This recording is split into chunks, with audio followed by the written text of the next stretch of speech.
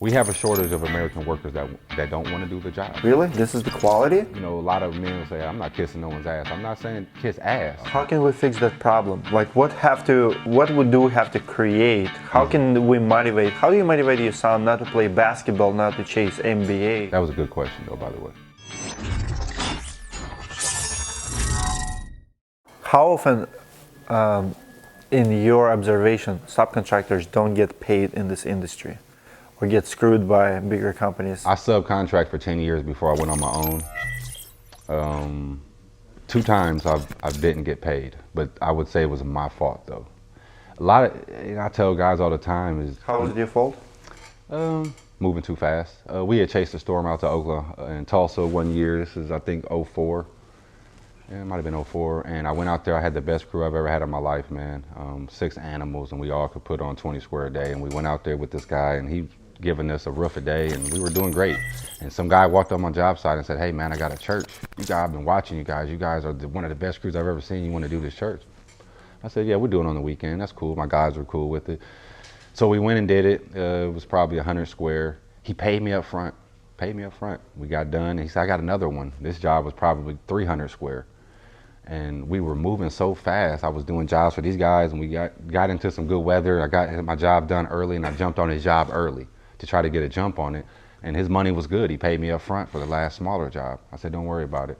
So we got into the 300 square. Maybe took us about probably 4 days. Never seen that guy again after that.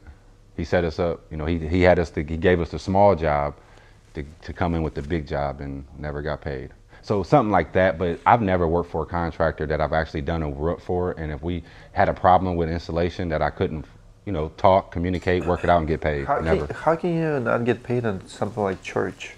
Such big. Like, can't you go to church and? They didn't have it. This is younger in my career. I've never really been a fighter. You know, I've always been the guy like, you know what, I'm good. I'm good at what I do. The hell with the conflict. I'm just going to move on. And honestly, that was a big problem for me in the beginning, because had I learned how to deal with things, I think my business would be a lot smoother now over the years, and I would trust people more.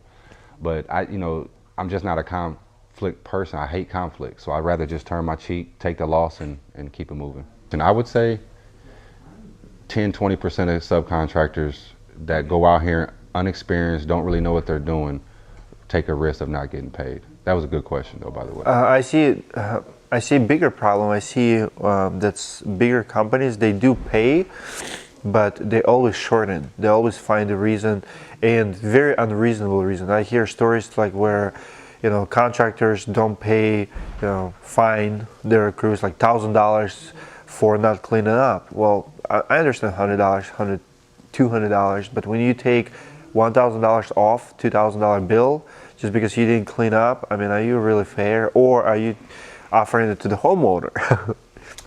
I think both instances, and I think the easy part of that for subs to go into is just get your documentation right.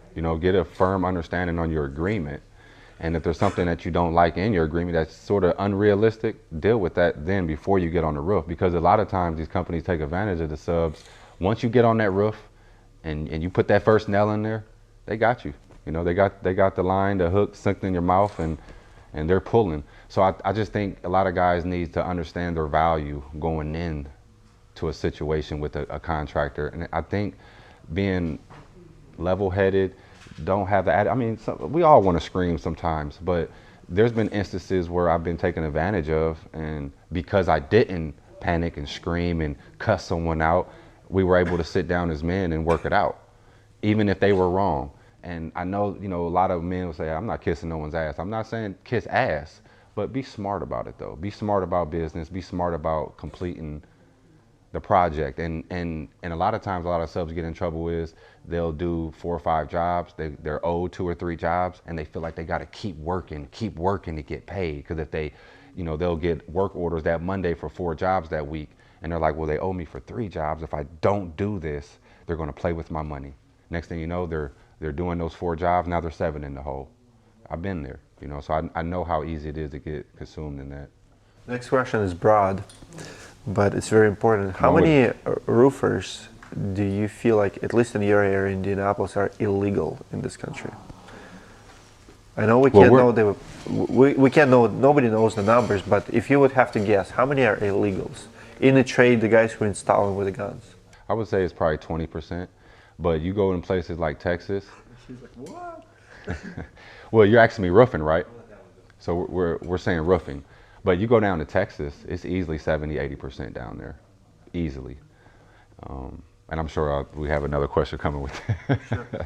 Because for years we did have, from south of the border, people are coming in, and the reason is because nobody here were willing to go on the roofs and do the jobs.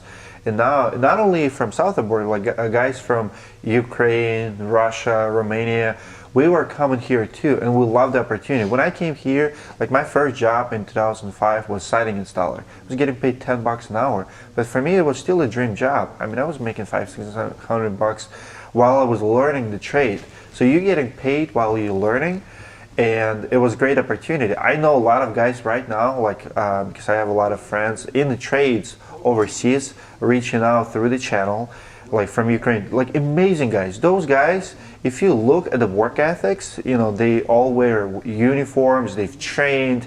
The level of professionalism overseas is much higher than here because they literally go to trade school. Now people come here, and the first feedback you're going to get from tradesmen who came from overseas usually is like, really? This is the quality?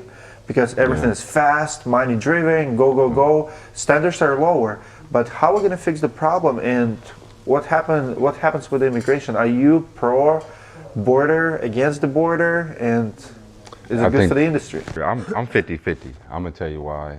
And this is a touchy subject. But you have to, again, if you were in my world from the installation from day one to now, you will understand where I'm coming from. And what I mean is this: we have a shortage of American workers that don't want to do the jobs.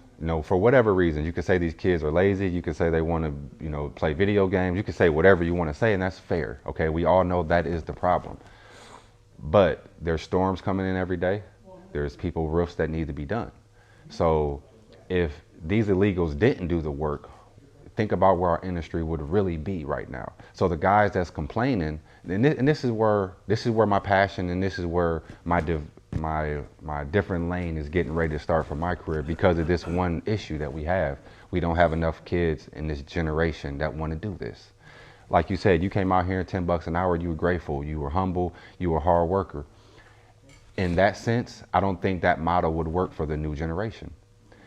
You can teach them everything you want and say, hey, this is a great job, it's beautiful, put all the stars and glittery stuff around it. They're still not going to be attracted to it. If you go back when I answered your question earlier, I told you straight up, honestly, it was the money. I got paid, I went from $7 an hour to $200, and I was like, whoa, wait a minute. I times that by 48 weeks and was like, hold on, wait a minute. This is a career for me. I don't have to go to college.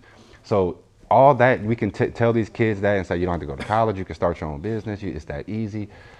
Until these kids start realizing that they can make really good money doing this from the beginning. And I'm not saying give these kids $30 an hour, $40 an hour, but they got to fall in love with the money, because I have no faith in the trade to say that our trade is beautiful, it's fair, I mean, look at the roofing groups out here now.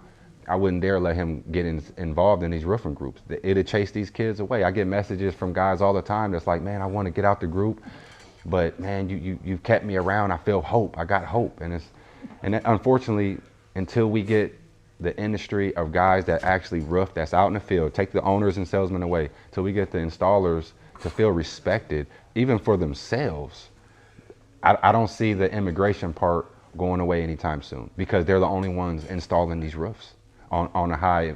I mean, you got companies, I don't know what you guys are doing a year, but there's companies out here probably putting on 1,000 roofs a year.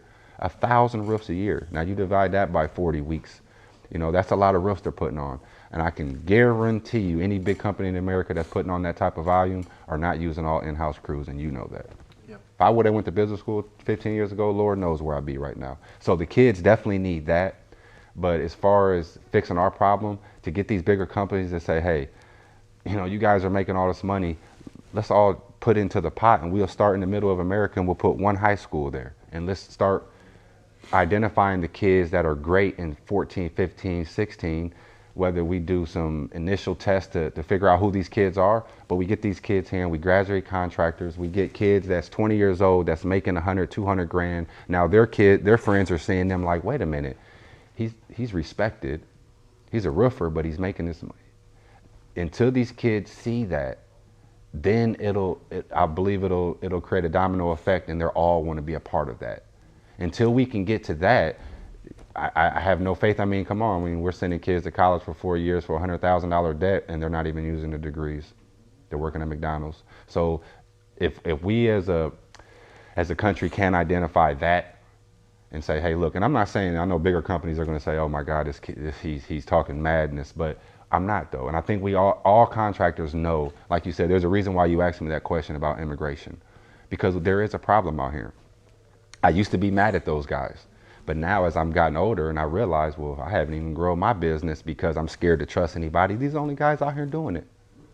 So until we get these kids at a younger age to buy into this and then create success stories, have success stories that's like, look, this kid's 21, he owns his own business. Till we get some millionaires out here, these kids ain't gonna, they're just not gonna adapt to this.